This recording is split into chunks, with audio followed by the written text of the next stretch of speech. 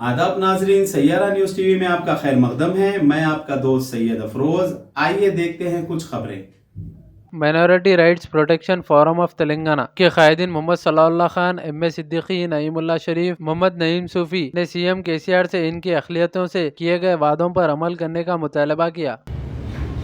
आज यहाँ पर जो प्रेस कॉन्फ्रेंस रखी गई है 2022 का तेलंगाना स्टेट का जो बजट आया है, वो बजट 2,56,000 करोड़ का बजट का जो ऐलान हुआ है, उसमें माइनॉरिटीज़ का जो हिस्सा रखा गया है वो इंतहाई मायूसकन है। तेलंगाना के अंदर माइनॉरिटीज़ पर्टिकुलरली मुस्लिम 14% है। अदर माइनॉरिटीज़ को मिलाए तो माइनॉरिटीज़ का यहाँ पर परसेंटेज 20% हो जाता है। 20% माइनॉरिटीज़ के लिए हुकूमत ओनली फॉर 1700 का अनाउंस करी है, और ये भी 1700 का जो अनाउंस हुआ है ये पूरा रिलीज नहीं होता, क्योंकि पिछले 8 साल में हरीश राव साहब जो फाइनेंस मिनिस्टर है, उन्होंने ये बोला है कि पिछले 8 साल में तेलंगाना के लिए माइनॉरिटीज़ का बजट 1135 करोड़ रुपए का ऐलान हुआ और 6,600 करोड़ रुपए हम रिलीज करें।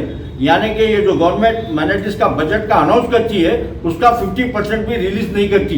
और इस बार भी हम बहुत उम्मीद रखते थे कि तेलंगाना गवर्नमेंट के आने लास्ट ईयर है इलेक्शन का, इसमें कुछ माइनॉरिटीज़ के लिए कुछ अच्छे ऐलान करेंगी, लेकिन टोटली इस बजट में माइनॉरिटीज़ के लिए कुछ नहीं दिया गया है।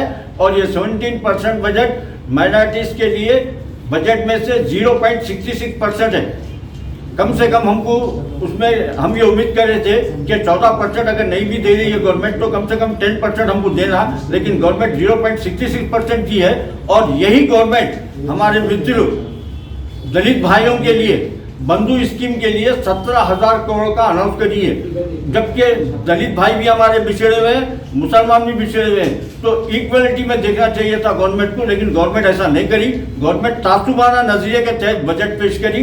लिहाजा हम स्टेट गवर्नमेंट से ये अपील कर रहे हैं, आप इमीडिएटली माइनॉरिटीज का जो बजट है उसको कम से कम 10,000 करोड़ करे, या नहीं तो गवर्नमेंट अगर बजट में इच्छा नहीं करना चाहिए और माइनॉरिटीज को बजट में बढ़ाना चाहिए तो इमीडिएट माइनॉरिटीज के लिए एक सब प्लान का ऐलान करें। हम सब प्लान के लिए इससे पहले भी डिमांड करें, ये हमारा हक है। अगर गवर्नमेंट हमारे सब प्लान को नोवेल करती है और हमारे बजट को इसी अंदाज को फॉलो करती है तो हम खामोश बैठने वाले नहीं है। गवर्नमेंट को ये समझ जाना चाहिए कि आने वाला साल इलेक्शन का साल है। ऑलरेडी आप माइनॉरिटीज को पिछले 7 साल से हर शूबे में नुकसान करते हैं, धोखा देते हुए हैं। इस बार हम आपको ना धोखा देने देंगे ना नुकसान करने देंगे। अगर ये हुकूमत माइनॉरिटीज के लिए सब प्लान के तौर पर अनाउंसमेंट अगर नहीं करती तो हम इस गवर्नमेंट के खिलाफ में पूरे 10 साबिका डिस्ट्रिक्टों के अंदर एहतजाज करेंगे, जलसे करेंगे, नुमाइंदगी करेंगे, मस्जिदों में ऐलान करेंगे कि ये गवर्नमेंट माइनॉरिटीज के लिए धोखेबाज गवर्नमेंट है जो अब तक वो हमारे गौर कीजिए, ये सब प्लान के ऊपर गौर कीजिए, बजट के ऊपर गौर कीजिए, और हमारे लैंको का है और वक्फ बोर्ड के दूसरे और ज़्यादा था उसके ऊपर कीजिए। अब क्या करने वाले, किसको बिठाने वाले हैं बोर्ड के अंदर। अब हमारी तरफ से हमने एक रिक्वेस्ट भी किए। लुबना सागावत बोल के लिए लेडी है, she is the PhD from Islamic PhD from Indonesia in Islamic economics में, तो उनको आप बोर्ड में मेंबर दीजिए गवर्नमेंट की तरफ से। आप क्यों नहीं देते? She is a well qualified lady and she's working hard for everywhere. She's fighting for here and there in so many cases for this government lift government difference, and for lakes also she's fighting, and she's fighting for so many government lands and other than I think she might have given the collector also.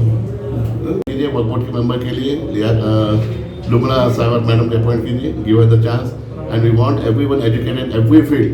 And minority Muslim community, we won't think they are the backward everywhere. There are so many people that are highly qualified. Why don't you give them chance to work for the community? आप लोग को chance दीजिए, पढ़े लोगों को, वो लोग आएंगे, पढ़े लिखे लोग काम करेंगे, कुछ अपलिफ्टमेंट करेंगे और गवर्नमेंट का भी फायदा होगा। हम ये नहीं चाहते कि गवर्नमेंट ब्लेम हो, बदला। आप तो बिल्कुल ही जो है धोखा देते जाएगा हमारे कौम को, मुस्लिम्स को तो। और दूसरों का तो मैं बोलना नहीं चाहता, क्या करे क्या, किसको क्या दे क्या है, तमाम चीज़ें हमारे को नहीं मालूम है, कंपनी इल्म नहीं है, हम सब इल्म है। अब आपको बोल के पब्लिक में लाना नहीं चाहते हो। आपसे यही गुजारिश है कि आप इसको तमाम चीज़ों को आप इंसाफ से काम कीजिए, जो भी आप गलतियाँ करें अब इसको अभी भी सुधार लीजिए। नहीं तो ये चीज़ें तो हवा में आने वाली है बाद में इलेक्शन से पहले। बात तो नहीं। हाँ, मैं अब हमारे नईमुल्लाह शरीफ साहब को देता हूँ आपके साथ। फोरम के जानिब से, थोड़ा अच्छा बोलो। माइनॉरिटीज़ राइट्स प्रोटेक्शन फोरम के जानिब से ये जो आज जो प्रेस मीट रखी गई है, उसके अंदर हमारे डिमांड्स और मुतालबे ये हैं कि 90,000 जॉब्स KCR साहब दे रहे हैं, ख़ास तौर से बेरोज़गार नौजवानों को। उसके अंदर अगरचे के 4% के हिसाब से अगर जॉब्स मुसलमानों के हक़ में आते हैं तो 3,500 जॉब्स आते हैं। इससे हट के 16 अप्रैल 2017 को हमारे चीफ मिनिस्टर साहब ने ऐलान किया था कि भाई मैं जो है बिल पास कर रहा हूँ असेंबली में आपके रिजर्वेशन के ताल्लुक से 12% के ताल्लुक से। तो वो बिल के हिसाब से अगरचे के 12% रिजर्वेशन के हिसाब से अगर मुसलमानों को अगर कुछ जॉब्स मिल सकते हैं ये 90,000 में, तो लगभग आपके 9,000 जॉब्स मिल सकते हैं। 3,500 और 9,000 में बहुत बड़ा फ़र्क है। और फिर उसके साथ साथ जॉब्स का जो मामला है 1% भी अब मुसलमान ये जो है इसके अंदर बाकी नहीं रहे हैं। और फिर हुकूमत अच्छी तरीके से जानती है आपके रंगनाथ मिश्रा कमीशन के क्या उसकी रिपोर्ट में क्या है, सच्चर कमेटी की रिपोर्ट के अंदर मुसलमानों के ताल्लुक से क्या है, सुधीर कमेटी की रिपोर्ट के अंदर भी KCR साहब ने जो मंगवाया था मुसलमानों की क्या हालत है, माशी तालीमी आपके एजुकेशन के जॉब्स के लेवल पे बहुत आज पीछे हैं, बहुत डिप्रेस क्लास से भी ज़्यादा पीछे हो गए हैं। तो ऐसे हालात में ये आपके जो असेंबली में जो बिल पास हुआ था 2017 में आपके 12% रिजर्वेशन को उसको बुनियाद बनाते हुए आप 12% रिजर्वेशन देंगे तो 9,000 लोगों को जॉब मिलेगा। एकेडमिक ईयर खत्म है, अब 2 महीने में क्या पढ़ेंगे बच्चे बगैर टीचर्स के, बगैर लेक्चरर्स के? वो बच्चे क्या पढ़ेंगे, क्या उन एग्ज़ाम देंगे और उनकी काबिलियत का अंदाज़ा कैसे लगाएंगे? आप जबकि जॉब्स आए हैं, जॉब्स के लिए काबिल बच्चों को काबिल बनाने के लिए टीचर्स नहीं हैं, लेक्चरर्स नहीं हैं। इस तरह नाइंसाफ़ी हो रही है, इसका इजाला करना बहुत ज़रूरी है।